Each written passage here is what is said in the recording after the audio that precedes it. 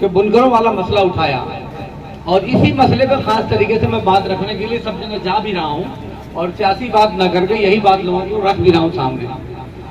देखिए, एक बात तो कई सालों की लड़ाई के बाद सरकार ने हमारी मान ली कि जो पुराना बकाया है वो 31 मार्च 2023 तक का पुराने रेट से जमा होगा।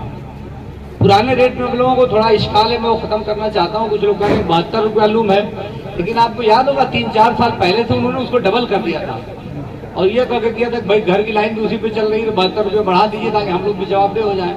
मैंने भी कहा ठीक है चलिए कोई बात नहीं, तो अब 144 रुपया फी लूम वो जमा करा रहे हैं, तो इस झगड़े में मत पड़िए 72 और 144 के। आप तो वो जमा करते आ रहे हैं कई सालों से, तो आप उसको जमा करिए। ब्याज उस पर लगा रहे हैं, तो ब्याज के लिए कोई नया आर्डर नहीं हो सका। 2020 तक का जो जमा करने का आर्डर हुआ था, तो उसके साथ एक आर्डर हुआ था कि ब्याज न लिया जाए, तो उस आर्डर की कापी मैं इनको पहुंचा दूंगा, मगर इधर नया कोई आर्डर नहीं हुआ। कोशिश हम लोगों की जारी है, लेकिन ब्याज भी 500-700-800 रुपया अगर हो रहा है तो वो भी जमा करें, छुट्टी करें, किसी लफड़े मत पड़िए। क्योंकि मेरा चाहना ये है कि सबसे पहले जो पुराना बिलों में आपके बकाया आ रहा है वो बेबाक हो, और जब तक आप पुराना 31 मार्च 2023 तक का आप पासबुक के हिसाब से जमा नहीं करेंगे तब तक वो मामला खत्म नहीं होगा। तो इसलिए आप सब लोगों से मेरी गुजारिश है कि उस पैसे को आप जितना जल्द से जल्द हो सके जमा करिए। अभी तक 22-23% ज्यादा लोगों ने जमा नहीं किया, तो आपको वहाँ जिन लोगों ने जमा नहीं किया है वो जल्द से जल्द जाके वो अपना पैसा जमा करें। कैंप पीछे मैं लगवा देता, लेकिन दिक्कत ये कि अब सब ऑनलाइन पैसा जमा होता है, तो अब जहाँ कंप्यूटर होगा वहीं पैसा आपका जमा हो सकता है, ऐसे नहीं कहीं जमा हो सकता। तो कंप्यूटर की रसीद लीजिए और अपना पासबुक पे हिसाब जुड़वाइए। जिसके पास पन्ना ना हो हमारे वहाँ से आके पन्ना ले जाए, पेज उसका ले जाए, पेज ले जाकर अपना वो जमा कराए, वो हिसाब जुटा कराए। अब फिर मामला ये आता है कि 1 अप्रैल 2023 से क्या निजाम होगा। तो जो सरकार ने आर्डर किया है वो आर्डर ये किया है कि जहाँ 60 इंच से कम रीड स्पेस वाले पन्हे वाले लूम है वहाँ 400 रुपया, तो हमारे वहाँ 56 इंच के साढ़े लूम है, हमारे वहाँ 60 इंच का कोई लूम ही नहीं है, 60 इंच के ऊपर का है।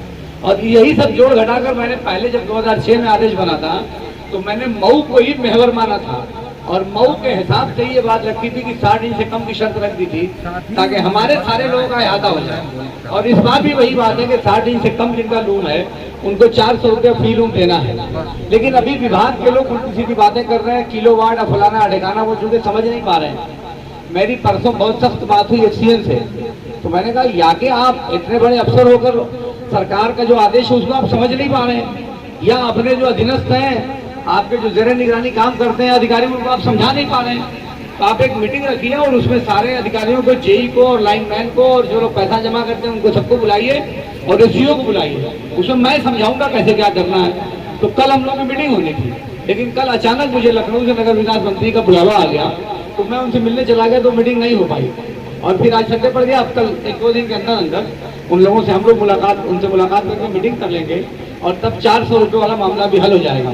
तो इसमें आप लोगों का भी नया पैसा मत जमा करिए जब तक कि सारा मामला क्लियर ना हो जाए। आप उनसे बताइए कि चेयरमैन सब मना किए हैं चाहे अभी नया जमा करने के लिए, 1 ही महीने का है, पुराना आप जमा करिए और नए को भी छोड़े रखिए। लेकिन उसमें आप ये समझ लीजिए कि 400 रुपया फी लूम जमा करना है। उसमें वो ये बात भी कर सकते हैं, उसमें जहाँ लूम रहेगा लूम की लाइट और पंखा उसी के अंदर है, 400 रुपए के अंदर वो लूम और लाइट का पंखा भी उसी के अंदर है, उसमें जीएसटी लगनी है अलग से। तो मेरे ख्याल से 420-25 रुपए के आसपास आपको जमा करना पड़ेगा।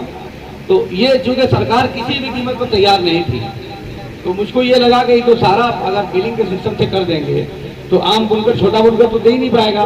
वो 700 रुपया हार्स पावर सब्सिडी दे रहे थे, तो अगर ऐसे आप लूम चलाएंगे तो कम से कम 3000 रुपए के आसपास एक लूम की बिल आएगी। तो अगर उसमें 350 रुपए की आपको छूट मिल जाती तो कोई मसले का हल तो था नहीं। तब हम लोगों ने ये कहा कि साहब कम से कम 5 किलोवाट तक के जो बुनकर हैं उनको आप फ्लैट रेट दे दीजिए, ताकि बिल का रोज उल्टा सीधा आना और रोज उस पर जाके लाइन लगाना, उनको पैसे देना, इन सब झंझटों से मुक्ति मिले। तो सरकार ने 5 किलोवाट तक की बात को मान लिया।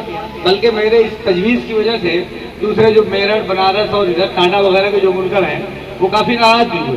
वो नाराज इसलिए हुए कि वो एक आदमी के पास 100, 200, 500 लूम है। तो ये स्कीम जो आई थी वो गरीब बुनकरों के लिए आई थी, ताकि जो बड़े बुनकर हैं उनसे मुकाबले में टिक सकें। अच्छा, 5 किलोवाट से ऊपर के जो हैं, यानी जिनका दरी मशीन या और दूसरी मशीनें चलती हैं, तो उनको 700 रुपया फ्री हार्स पावर सब्सिडी मिलेगी। यानी अगर आपका 10 किलोवाट का कनेक्शन है तो 7000 रुपया आपको बिल में आपके छूट मिलेगी। जितनी भी बिल आपकी बनेगी उस बिल में 7000 रुपये छूट मिलेगी।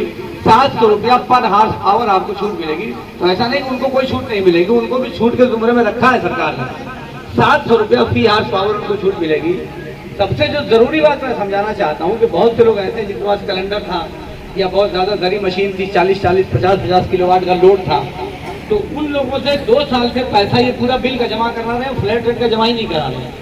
तो अब जो ऑर्डर हुआ है 2006 31 मार्च तक, 2023 31 मार्च तक उनको भी पुराने रेट में जमा करना है। तो वो भी अपना हिसाब जाकर पुराने हिसाब से जमा करा लें, तो उनका तो बहुत ज्यादा पैसा जमा निकल जाएगा।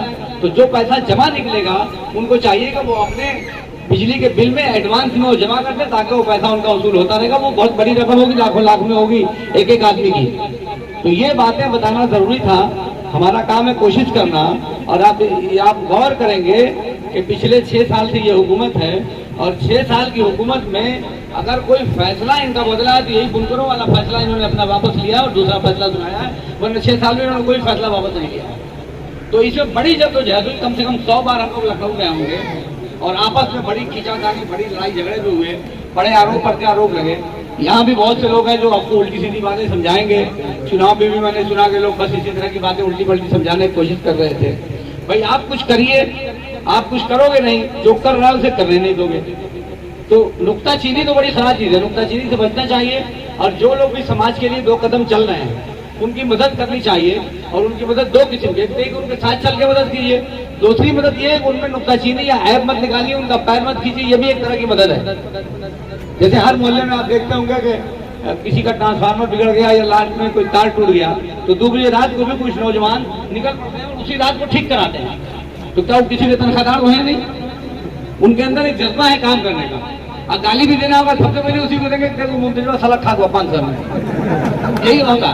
ये गलत बात है, बहुत गलत बात है। जो भी आपके लिए 2 कदम चल रहा है, आपकी समझ, उसकी समझदारी का फर्क हो सकता है, लेकिन उसके इरादे का फर्क नहीं हो सकता है। जो 2 बजे रात तक जो आपके लिए जग रहा है, मेहनत कर रहा है, तो कम से कम अगर उसकी कोई गलती तो हो रही है तो उस पर गौर करिए ना कि उसने जानबूझ के गलती की या इत्तेफाक है, गलती की भी या नहीं की। तो जो लोग भी समाज के लिए 2 कदम चलते हैं